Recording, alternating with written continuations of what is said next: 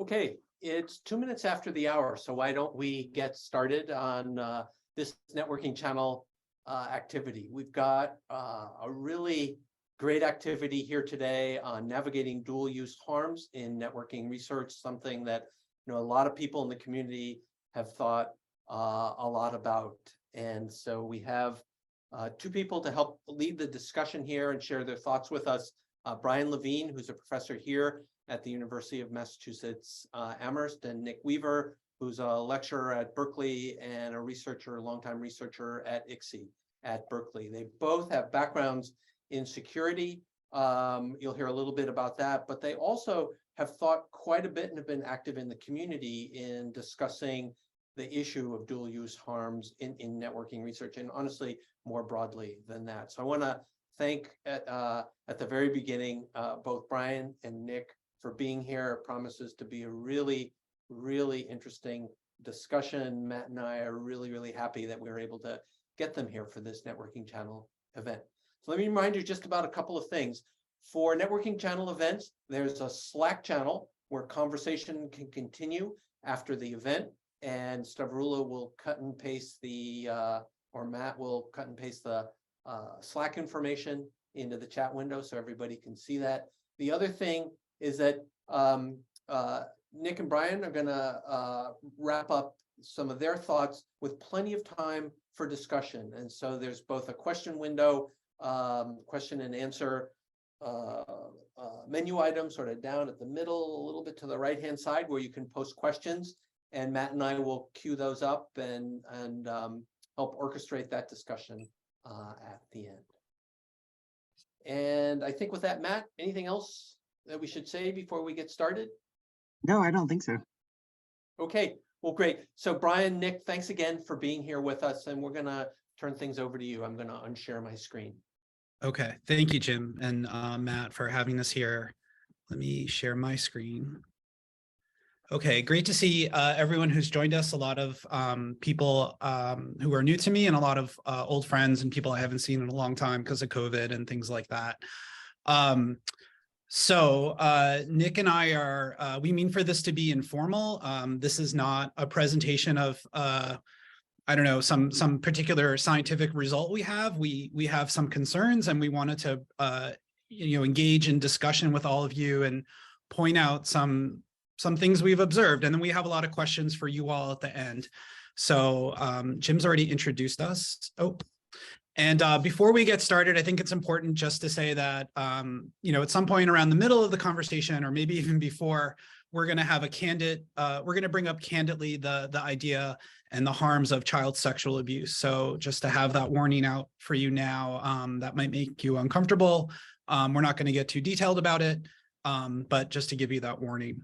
So Nick is going to jump in at any point that he likes for each slide.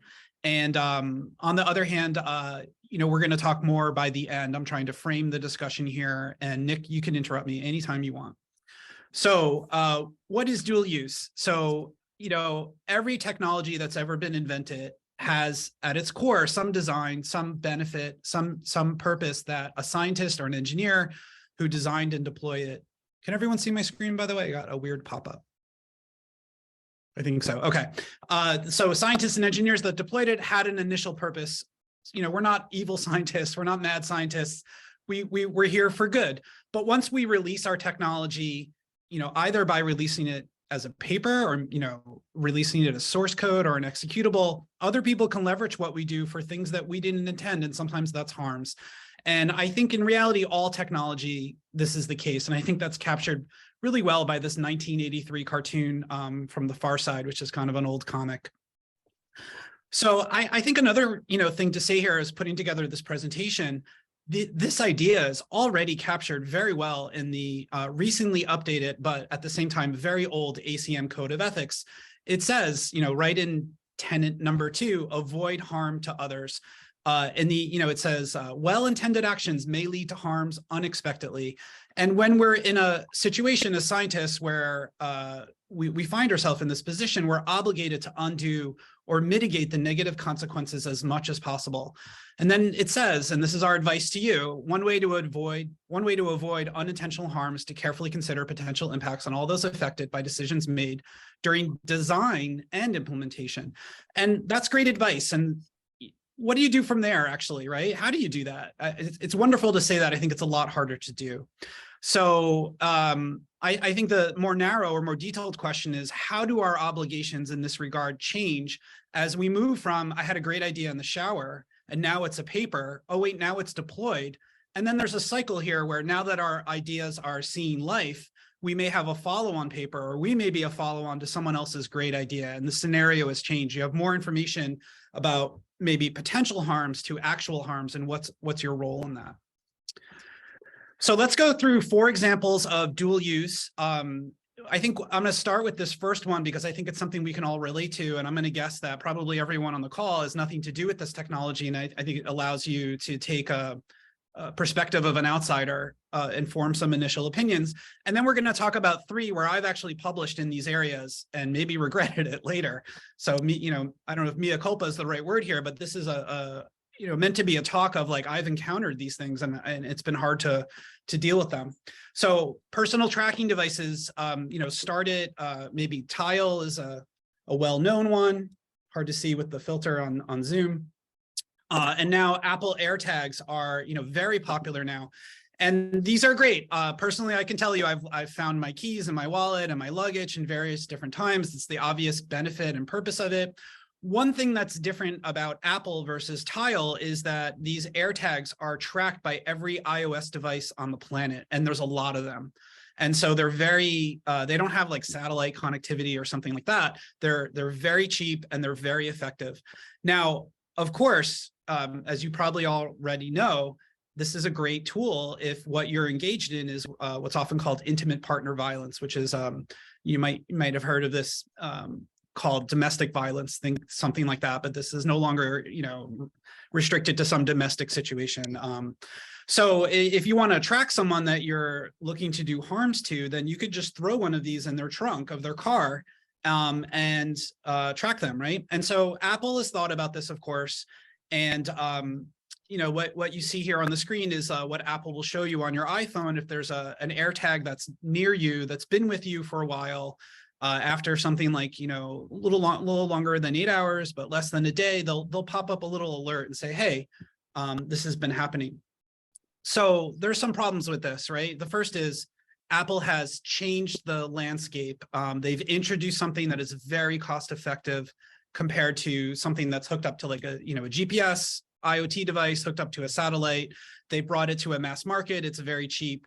And not only that, their mitigations don't work well for Android. If you have an Android phone and someone has stuck one of these in your, in your car, say, you have to install Apple's what they call Tracker Detect. And it doesn't pop up a notification automatically. Probably, I'm just guessing here for battery reasons. Maybe it doesn't run in the background in an optimized way. And this is a real review. It's the first review I saw on the Android store. This is a real user who's saying, this is great, but once it tells you it's near you, I don't really know what to do. I don't know how far it is. There are YouTube videos you can go look right now. I have a couple undergrads who last week, I gave them an AirTag and within an hour, they had disabled the sound based on a YouTube video. And you have to think of the perspective here of not of a scientist, but a regular person who's, dealing with technology. These things are confusing and you can't find the AirTag despite the fact that Apple's giving you this notification. And then I have a URL here from I just Googled and I found, for example, this recent blog entry from Duke. I don't think it's a academic there. It seemed like someone involved in their IT group. They claimed that they had just completely disabled all these security controls Apple has. I don't know whether they did or not. So this, Nick and I had an initial conversation here, and I don't know if you want to say this, Nick. This was just, we were trying to figure out how to mitigate the harms a little bit, and we went back and forth. So there's a couple things. First of all, a rumor is Google's going to go down the same path. So this will actually make it even more effective for the perpetrators because you know what type of device you're your target has. And so if they're Apple, you use an Android tracker. And if they're Android, you use an Apple tracker. And that's going to further magnify the thing. It already is the situation that the intimate partner threat in computer security is the most terrifying adversary. I've actually had colleagues affected by various things on that. The thing is with AirTags is the stuff we're going to discuss later, the harms rely in many ways on a complete lack of a central authority. Yeah. But with AirTags, you actually have a central authority. It's just the central authority is making decisions that are abusable. Right now, there's actually some court cases going on whether Apple is actually shipping a defective product because of these harms. Yeah. Okay, so let's keep going. So as Nick just gave me a great segue for the rest of the examples we're going to give.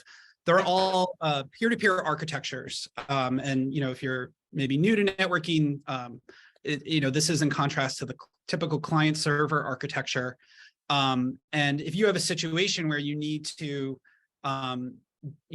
disrupt an existing system, or you need to distribute the costs, or shift the costs from one place to another, peer-to-peer can be an appealing architecture to get what you need deployed. And, you're giving up, as Nick said, a centralized, resilient, reliable sense of control.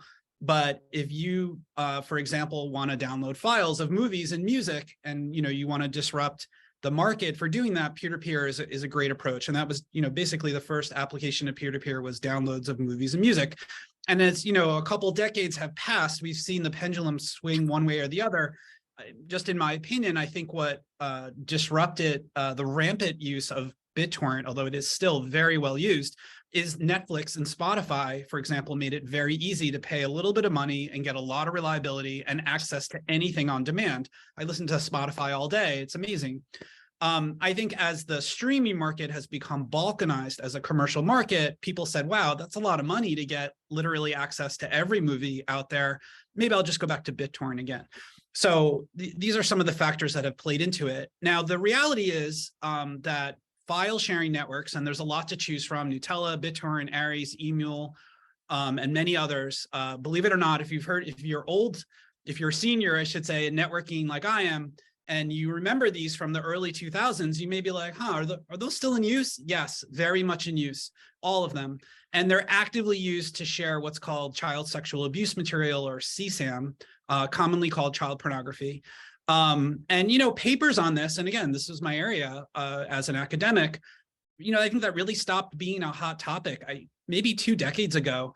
But I think this is there's not much of I think some people, I did a Google search, some people are still publishing on this, but I think all of us are looking for the latest research topic. And you may say, well, that's fine, I don't publish on that anyway.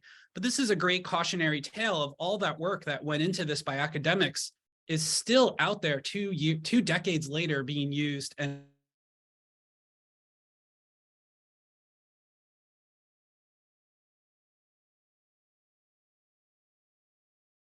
of this kind of abuse in the sense of their re-victimization and how the images are used to groom new victims into this situation, but I'm not going to go into it here. There is one thing or a couple things I'd like to add. First of all, we use the term CSAM to do deliberate distance because this is truly vile stuff. If you read some of the court cases, because the CSAM area is often the leading edge on tech law cases, even the descriptions to sterilize to be suitable for search warrant applications will turn your stomach. Yeah. That we'll talk about Tor later on, but if you want to get an idea just how bad it is, you read the Freedom Hosting warrant application. other thing of note is that, and again, we'll talk about this more later on, one of the most dangerous things in the CSAM world is when they create communities, because a larger community scales, produces more content. The content actually is the currency. So leadership in the community basically means you have hands-on offenders. And there's a really good essay on this phenomenon on the slightly lighter side of horror from Zeynep Tufekci in Twitter and Tear Gas on the Reddit Creep Shots and Jailbait forum, which shows how these community dynamics work. Yeah, the fact that a technology allows for a community to come together and train themselves is really one of the biggest harms that can stand out among the harms that you can create unintentionally as a scientist. Okay, so another peer-to-peer technology I'm sure you're all familiar with already is cryptocurrencies. Bitcoin is the original one. There's, I don't know, 1,000 others at this point. From one perspective, they're beautiful. They are this secure, distributed estimation of consensus. They have this beautiful academic pedigree. I have on here the slide on the right, a figure from this great article that appeared in 2017. And it talks about literally the title of the article is The Academic Pedigree of Bitcoin. It is, there's a lot of formal methods and possibility results that go into Bitcoin, and understanding it can teach you a lot about secure distributed systems. And I think the problems are great. And there's lots of papers on this. And then the harms came, right? So quickly, a lot of carbon was burned. Quickly, it became, you know, an avenue to perpetrate scams on a lot of different people. Maybe Nick, you want to take this slide? It's the basis for ransomware. So basically, the Bitcoin committed a crime against me. It made somebody with non-trivial Silicon Valley libertarian leanings believe in the jackbooted enforcement of money laundering laws. So cryptocurrencies don't work for payments. I've written a lot about that, but they do work only for payments when there's interdiction. So a few years ago, about 6 or 7 years ago at this point, there was a first wave of ransomware, and this was targeting retail individuals. And the idea with ransomware is a bad guy breaks into your computer, encrypts all your data, takes the encryption key, encrypts that with their public key, and throws it away until you pay. Now, the first generation of ransomware targeted individuals and used either cryptocurrency or Green Dot Money Pack. So Green Dot was a way, still is, where you can go down to 7-Eleven and get a reloadable card or a reload coupon for somebody else's card. But Green Dot basically was the only thing that the bad guys actually got much traction on. And that worked up until the point where Green Dot cleaned up their act on money laundering. And now when you register a Green Dot card, you have to go through a registration process in order to prevent the use of Green Dot for criminal activity. And so ransomware, once Green Dot was disrupted, went quiet for a while and then went big again. And it went big again in the past couple of years based on two things. First of all, targeting businesses for large ransoms payable in Bitcoin, because Bitcoin was the only game in town. Basically, if you want to pay off a $5 million ransom, it's either 50 kilograms of junk you need to pick up and worry about a Marine sniper. Bank transfers are just not allowed. And so Bitcoin became the only game in town. And we ended up also getting sort of affiliated support infrastructure. So companies who will negotiate on your behalf, make sure that you aren't paying a sanctioned entity, and help you actually buy the Bitcoin. And this has become a multi-billion-dollar crisis to the global economy. That this is what happened to Colonial Pipeline. You've got gangs breaking into hospitals, etc. And it's entirely fueled not just by being able to break into computers, but because there are payment channels. And the only payment channel they have is Bitcoin. Okay, so I'm sure we're going to come back to this in a minute. Because the next and final topic are anonymous systems, anonymous communication networks, however you want to call it. This began in 1988 with a paper by David Chom called The Dining Cryptographer's Problem. There's been a lot of academic designs over the years. Seems like Tor and Freenet, if you've heard of Freenet, are the only surviving designs. There's also something called I2P, which as far as I can tell is largely a variation on Tor. Some differences there, but certainly pretty close to it. And these are technologies that are available as a deployed system due to the code, very careful code. That's due to very papers that are published in the top security conferences. This code is based upon, in the case of Tor anyway.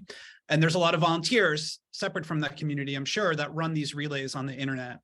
And there's really two separate products in the that are put out by the Tor project, and it's very much worth distinguishing them. There's Tor browser, which, to be really crude or coarse, is kind of a fancy VPN. It allows you to browse the open web without attribution of your home IP address to whatever website you're visiting on your home VPN, on your home IP. Very much like a VPN, but a little bit definitely more secure, I guess. Let's not get into that. Nick, I didn't even like myself saying that, Nick. I mean, it's definitely decentralized, let's put it that way, compared to a VPN. And it then has a different threat model. I agree with that. I agree with that. Yeah. And okay, so then go ahead. It's Nick. free. And it's free. VPNs cost money in general. Now, separate from Tor browser is Tor onion services, used to be called hidden services. If you've heard of that, same thing. And this allows you to put up a web server without attribution of what IP address you own as the server administrator. What could go wrong, right? So what can go wrong is, number one, ransomware, right? I mean, that's where a lot of the ransomware command and control is being hosted, is on as a Tor onion service, but so much more, as we'll talk about in a minute. Freenet, which again, I think a lot of people aren't familiar with, you can think of, for the purposes of this talk, as pretty close to onion services. Sometimes I like to think of it as an anonymous BitTorrent, but they have some hacks where you can imagine taking an entire website, making it a zip file, and putting it on BitTorrent. You could provide the illusion of interactivity by downloading the entire website and sort of browsing locally. That's kind of what Freenet is. Very poorly designed in general. Okay, so here's one thing that can go wrong with onion services. Just one of many sites. You probably heard of Silk Road, and a recent one, fairly recent, was Alpha Bay. Lots of fentanyl-laced drugs being sold, all sorts of other awful things going on. Imagine there's a lot of problems here. I don't know if you want to add something in here, Nick. I'm going to talk about more harms in a second. Well, fortunately, the dark markets have never really taken off, because the other factor that they rely on is the payment channel of Bitcoin. And Bitcoin is only usable for crime, but it is so bad that even the criminals don't like using it. And so $1 billion in illegal transactions over a couple of years sounds big until you consider what probably a few drug corners in Baltimore end up doing. Maybe. Okay. Of course, onion services are used for CSAM. So a prominent example of this was a site called Playpen. It had 150,000 active users on this one website on Tor Hidden Services.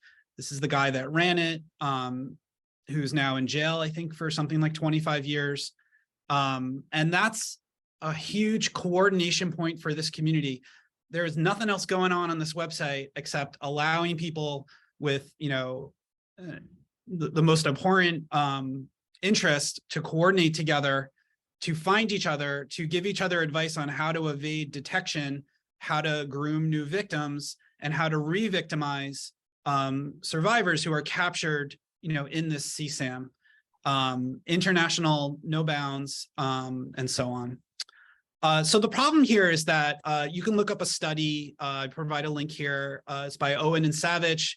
They looked at this was a couple of years ago, and we're going to talk about some aspect of this. Why can't you redo the study? But I think it was 2016 or 17. They did a study. They took out all the botnet traffic from Onion services, and they were able to see what percentage of the traffic was going to which Onion services. And when you remove the botnet traffic, 80% of the traffic on Onion services on Tor was headed towards CSAM related sites. I think it was actually 83. Interestingly, you can't do this study anymore. You want to explain why, Nick? So a couple things. First of all, these days, the Tor community likes to point out Facebook has an Onion service. However, Facebook is using a mode where the server is not hidden, because when you hide the server, that actually really drags on your performance. But if you have a non-hidden Onion service, you actually improve performance for Tor users over conventional Tor. Which is almost an oxymoron. What does it mean to have a non-hidden service, right? You're just nothing. Yeah. Correct? Yeah, Nothing. it's basically the non-hidden service is a way of bypassing the Tor exit nodes, which are a problem in the Tor network. Right. But it lends a credibility to the rest of Onion services, falsely lends a credibility. Yes. Yeah. And the other factor that is that Tor has changed Onion services, so you can't do this study anymore. It used to be Onion services were basically a fairly short name. So it was 16 characters. And this was basically the hash of the public key. And so what Facebook did is Facebook just created a gazillion public keys until they had one that was Facebook core wwwi, which is at least memorable. They changed Onion services in the past couple of years so that instead the name is 53 characters long and is the unhashed public key. And they did this so that the lookup is no longer a lookup of the Onion domain, but a daily encryption of the Onion domain so that the directory services, that is the systems in Tor that are processing these lookups, no longer can actually tell what name is being looked up unless they already know the name itself, which means basically you can no longer catalog what the hidden services are doing. Yeah. So, and I'd like to add that in doing this, Tor basically torpedoed any excuse for usability. That they basically decided to make a change to eliminate the ability to monitor Onion services in such a way that they basically become absolutely gobsmackingly unusable. maybe I noticed one of the questions in the chat. So, you know, I think for P2P, I'm not sure what the original good use was. I do. For file sharing. And this was Blizzard. So for the longest time, World of Warcraft, you'd have many gigabyte updates all the time. And so they went with an approach where rather than serving it from a central repository, which 15 years ago was really expensive and a real bottleneck, they went with a BitTorrent type structure.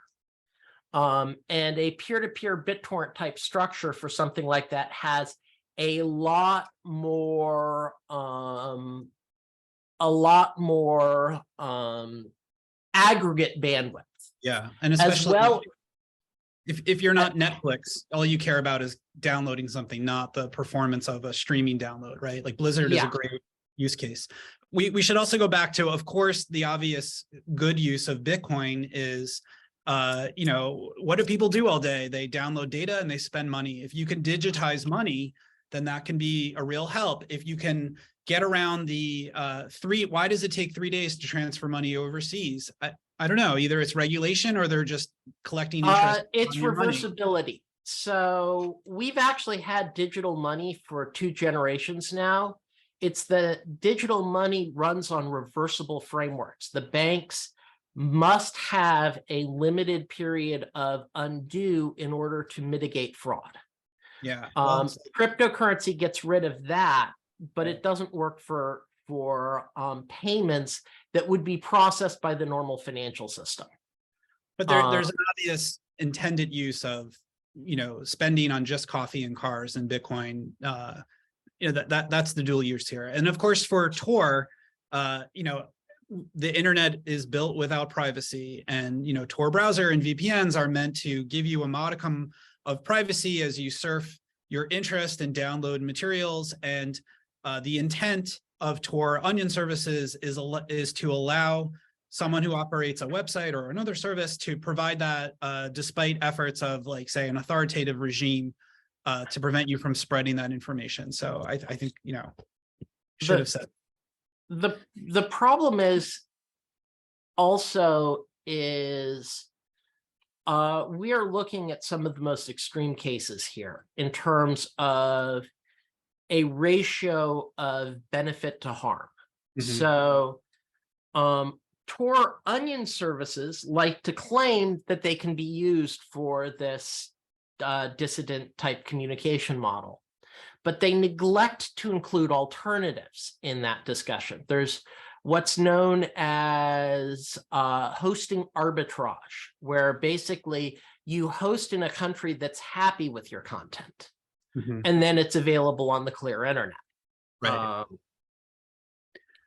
Okay, so related to that, because I just want to finish up, Nick, there's also a lack of, on the Tor website, there's a lack of an acknowledgement of that. There's a lack of an acknowledgement of just how much money it would take to defeat Tor, and, could a dissident really, is Tor strong enough to defeat an authoritative regime?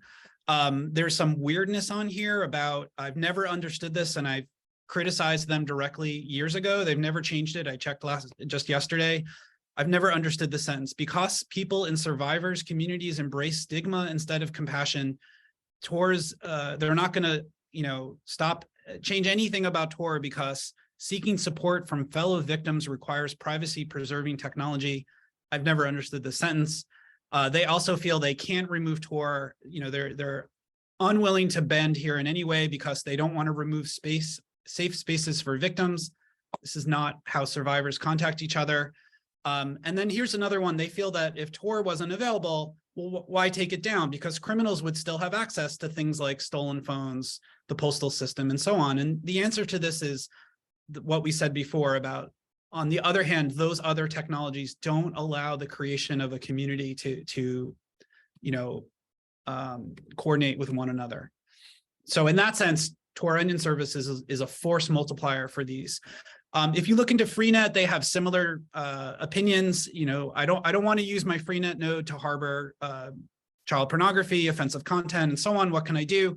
And they say, well, we're not responsible at all. As developers, we just built a tool. How people use it is their responsibility.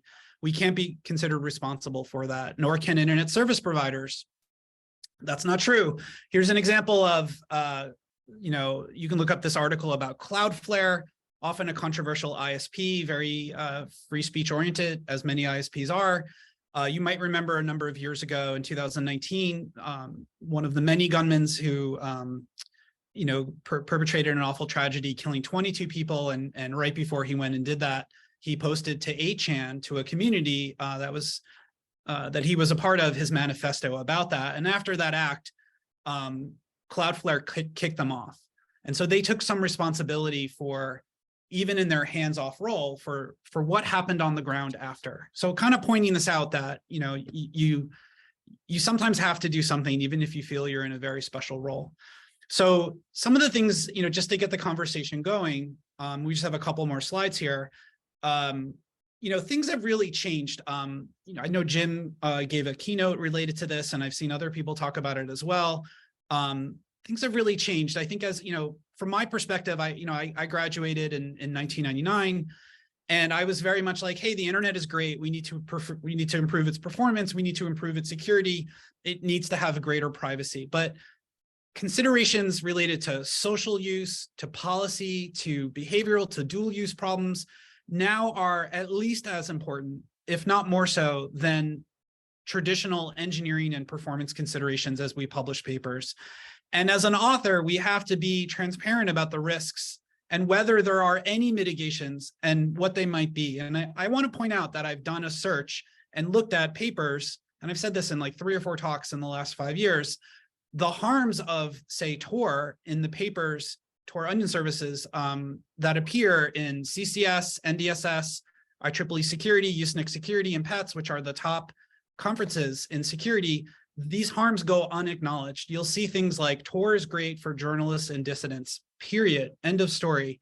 No acknowledgement that there have been harms or that there could be harms or that there's something to be concerned of. And I think as a community, we need to demand this as reviewers of these papers, whether in the security community or the networking community or wherever, or as reviewers for NSF or whatever funding agency is, you're a part of in your own country. And I also want to point out that you should consider situations where no one is in charge of the deployment as special.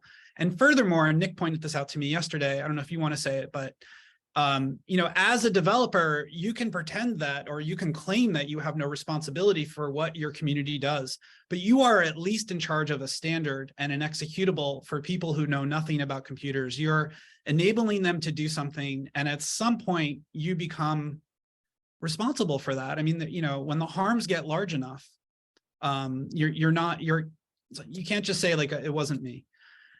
Go ahead, Nick. I don't want to take up the whole slide. So one thing that just came up in chat is that anonymity is bad. It's not necessarily, and if you actually look at it, Tor is a good example of actually trying to serve 3 different applications. Tor's application number 1 is client censorship evasion. So the goal is to evade a censor that would block your traffic. And in this case, its real advantage is it's free, because what you're paying for is you are being added to the anonymity set to make Tor more anonymous for the anonymous users. Then this is undoubtedly a really good thing for most of us. I've worked on this area, and I like making the Great Firewall of China miserable. It's quite fun. And this is actually what pays for Tor's bills. So Tor is mostly funded by the US government, mostly focused on that. The second is client anonymity. So keeping your traffic from the local adversary, the local ISP seeing your content. This is all fine and good, except the problem with Tor is you end up fate sharing. So you get classed with all the other anonymous users of Tor, and there are a lot of bad actors. And so browsing through Tor can actually be kind of painful because of this. And the other problem is the exit node. So Tor works by encrypting your data through multiple hops, and then there's an end computer called the exit node that goes out to the general internet. Those are the limit on Tor's performance, because running an exit node, you get blamed for all the bad stuff that comes through it. So I have a colleague who ran an exit node, and they got a visit from the FBI because somebody was using their exit node for CSAM purposes. The exit nodes themselves are often hostile. So at various times, 1/4 of the exit nodes would replace cryptocurrency addresses to basically steal Bitcoin, etc. And then there's the hidden services, which Tor claims is useful for journalists. They usually point to a tool called Dropbox, which allows you to do anonymous submissions to press institutions.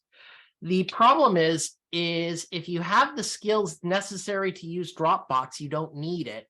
And if you don't have the skills necessary to use Dropbox, it actually makes things worse, because Tor by default is actually very visible, that it is very easy to say that you are using Tor. And people have screwed up this way. So like if several years ago, a Harvard student wanted to get out of a final, so he emailed a bomb threat through Tor, and basically the IT admins went, okay, who was using Tor at the time? This one guy, and he was arrested by the FBI that night. Yeah. Okay, so let's just finish up. I also want to make the point that I think the problem I have with this is that these harms are unacknowledged. And I think that would be the first step to say, I'm trying to do this good with Tor, but by the way, these things have also happened.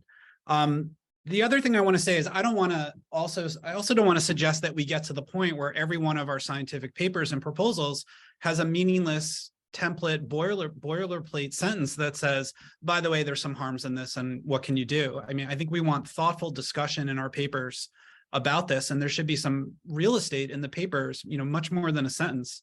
But we're not even at the sentence point yet. And the last thing to say is, like, we are a field that has moved so fast, had such tremendous impact, and we're doing damage. And, I'm part of a generation that just thought, I don't know, we could fix everything with the internet. It was such a change in society. Like it was the biggest change of my life to watch the internet come about, just given the generation that I'm in. And I didn't grow up with any sort of ethics class. And I think colleges and universities are just starting to do that. And I think let's be forgiving here. Like I would like this to be a discussion we have as a community and let people think about how they've been doing stuff over the years and accept that. So last slide is, this is a series of questions for all of you that we can discuss. Nick and I can take a first cut. I don't think there's any easy answers here. I think the first one is kind of a setup. I do think it has an answer. Can dual use be avoided or no? I think this is just a fact of what we do and has to be more acknowledged. I think what we might get to is a point of mitigation, and we should think about how our design and our deployments allow for some mitigation or others, some things that we want to do, we want to see those benefits might not be worth it. And I'm, for example, stating that maybe the Onion services part of the Tor project is not ready for prime time and should go back to the drawing board because the harms are too big.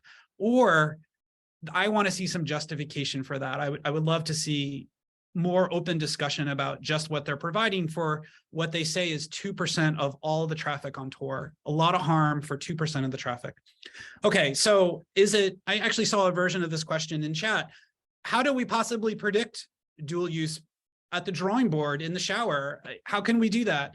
When, I've discussed some of this with people in the community, and they'll say things like, just to put a concrete example on this, like, hey, I just wrote a paper on AirTags, but I'm just improving the battery performance. I'm not the person who introduced AirTags. I certainly don't use it for any sort of stalking. I'm just writing a paper on battery management. Are you at that point as a scientist obligated to do something about dual use? At some point, if the dual use is so extensive, for example, the size of ransomware, the amount of CSAM that's perpetrated on P2P or Tor, at that point, is it not worth it to work on that subject? Are there areas within problems that are isolated from these ethical issues that you can nestle within? Yeah, and then I don't know when Nick said this to me, I don't know if you want to say this about changing priors, Nick. Yeah, one of the things that I think is really important for us to do as a community is be willing to change our priors on the receipt of more evidence. So like the initial Tor hidden services design, that was actually cute. It was a cool paper, cool idea. The Tor community of developers and support, though, why haven't they changed their priors with a decade plus experience? That cryptocurrency, it's the same way. I've changed my view of cryptocurrency over the years. I used to think it was amusing, stupid, and useless, and a good thing to publish papers on because it padded my CV. And now I'm in the yeet it into the sun camp because of the harms versus benefits. And there are benefits. So cryptocurrency is useful, or was useful, if you wanted to buy ads on Backpage when they were cut off from the banking system, or donate money to WikiLeaks when they were cut off from the banking system. There are uses. It's just you have to do a calculation. Another thing that I think is important, and this is something a few outspoken folks in the AI community are starting to think about: what happens when 8chan gets a hold of what you built? That we've now had a decade plus experience of the worst humans forming amazingly viable and creative communities to propagate badness. 4chan, 8chan, Kiwi Farms, et cetera, what happens when those people get a hold of the tool you've built? And it can be quite amusing in terms of a failure mode. Some of the failure modes on ChatGPT are quite amusing as a result of this, but it's a good mental model for anticipating potential harms. Yeah. Okay, so that's our presentation. Maybe we could go through some of these questions that have been posted. Some of them we did. Deplatforming and neutrality. This is why I argue for that arbitrage hosting makes a difference. So Cloudflare has basically only ever deplatformed 3 sites. They deplatformed Stormfront when the actual Nazis said, see, Cloudflare likes us. And Cloudflare's attitude, or their CEO's attitude, was, I'm all fine with Nazis until the Nazis say I like them because I support the Nazis, so I'll not support the Nazis. Second was 8chan after the Christchurch massacre, where 8chan played a direct role in a violent incident. And then finally, Kiwi Farms, which was a site dedicated to online harassment up to and including lots of criminal activity. And Cloudflare decided that basically at this point, the entire internet was going, Cloudflare is explicitly supporting these guys. Do you want to support Cloudflare? And there actually ended up being a significant loss of business. Basically, however, anything short of that can be platformed on the web. So the open internet, there's what's known as bulletproof hosting, which will host almost all of the most criminal stuff on the planet. Basically, unless it is reviled by the entire planet and or the customer base you depend on, you can be platformed. And that is something that I don't think people seem to be willing to acknowledge, that in terms of hosting infrastructure, there is so much competition that you can be hosted almost anywhere. Okay, I want to go back to the one before that. It says it's often the case that harmful uses occur only after a technology has been developed. Absolutely. How is someone supposed to imagine all possible misuses? Should it be that we don't work on something because it might be misused? Definitely not saying that. I'm just saying that it should become part of our normal scientific process to try to imagine those misuses at the beginning. And I also brought that up because I was trying to advocate for, I have seen people say, I'm not the one that started this technology. maybe the first paper should have done that. And I would counter with, I don't think it's very easy in the beginning. I just think we should do the best we can at all times and acknowledge when we see unexpected uses come about. The other thing is, I don't know, it's pretty rare to have a new technology. Most of what we work on is, you know, a hot topic because we start seeing its use. And I think we can learn quite a bit about what's out there. Okay, we did that one. I don't know that RFC. I will look at it after. Is this a call to reject papers that do not mention harmful users? Is this a claim that something that can be misused is automatically bad scientists? No, I think I'm not. I think as, okay, let me start answering the first part by saying, if you look at the actual call for papers for a lot of conferences, they already say that you're supposed to do this. And as I quoted in the ACM Code of Ethics, and probably most of the people on the call are members of the ACM, we are already obligated to do this as members of the ACM. And I think that's probably a universal ethic. So I don't know that you necessarily have to reject it, but I think it can be part of your review that I want to see this in the camera ready. And I think it's a standard that we want to put into our reviewing. And then is a claim that something that can be misused is automatically bad science. No, I just think we're at the point where we're not admitting it in a lot of cases, and we should start having that debate. Nick and I can stand here all day, jump up and down about just how awful these technologies are. And the reason we're doing that is because we want to show you just how bad it can get. Hundreds of thousands of victims of abuse, billions of dollars. It's bad. And so there are cases all the way in between. And subjectively, I expect there's someone on the call that says, but there's all these good uses and we have to weigh it. Great, have a different opinion, but let's start having that conversation. And go ahead, Nick. In weighing it, we need to weigh the alternatives. So like somebody brought up how to balance the harmful use of community and harmful use of government, like illegal websites and the government's ability to arbitrarily take down websites. This is exactly what I mean by arbitrage hosting, that you host in an environment where the local government is okay with it and you're just fine. So the quip is, if you want to host the great glorious shrine to Winnie the Pooh and piss off Xi Jinping, there's plenty of hosters in the US which will happily take your money.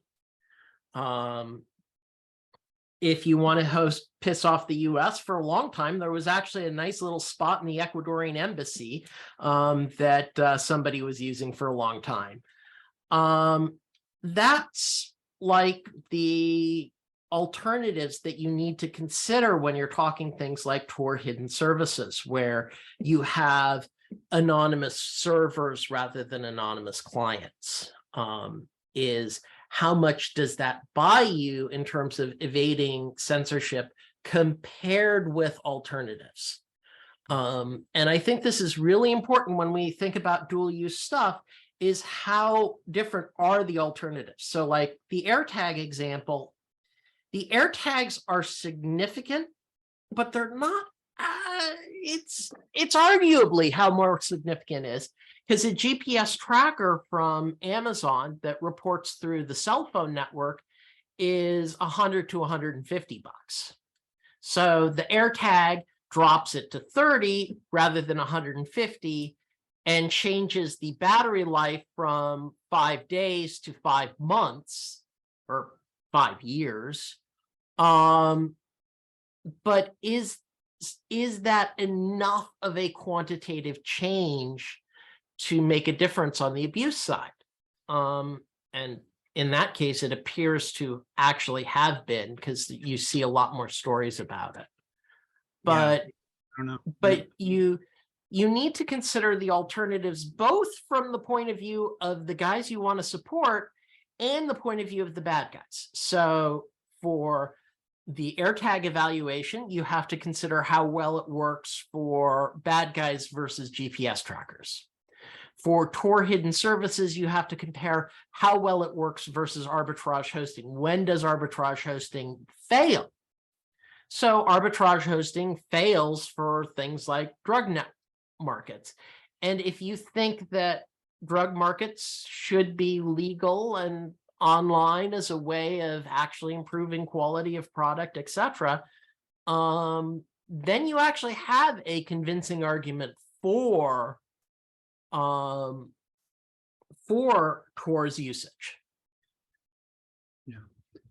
Okay, so last few questions.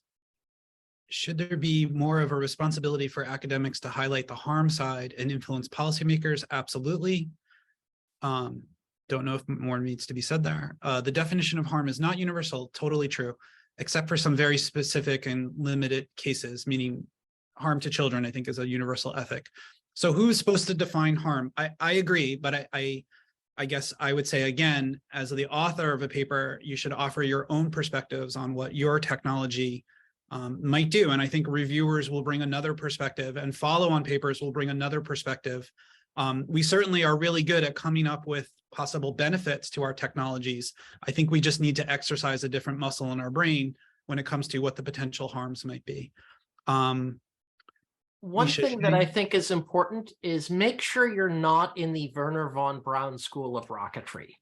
If you haven't heard the song Wernher von Braun by Tom Lehrer, listen to it. It really efficiently describes the road you do not want to take. Yeah.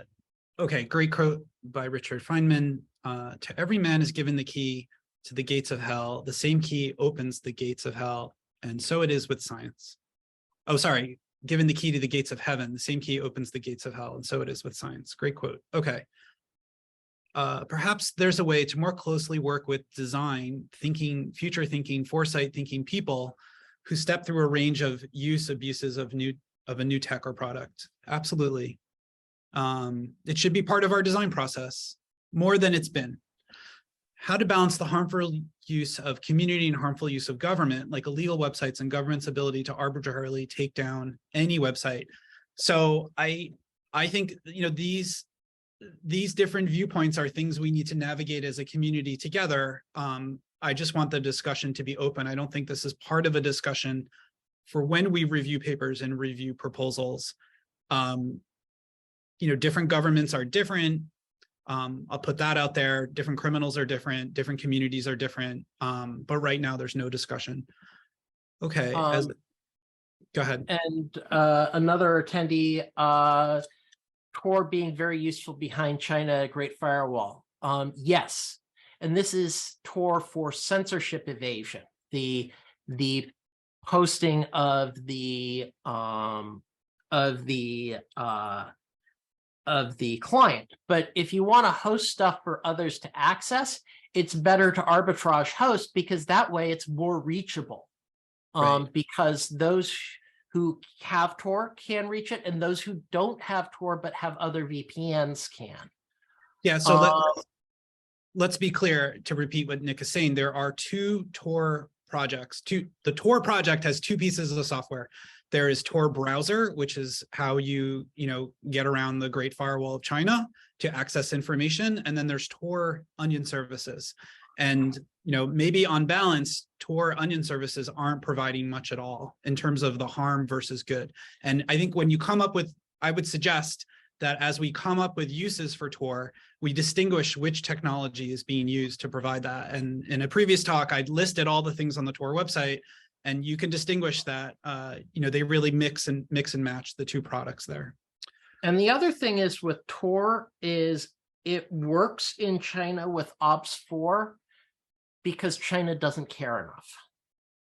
That I could build an efficient blocking mechanism for OBS4, but there isn't a perceived need for it within the Chinese government at this time, because they have done it for OBS3. So the idea is they monitor the traffic, it looks like OBS3, let's go and probe it and knock it down. OBS4, well, encrypted traffic with a rough handshake and no other data is actually going to stand out on the net.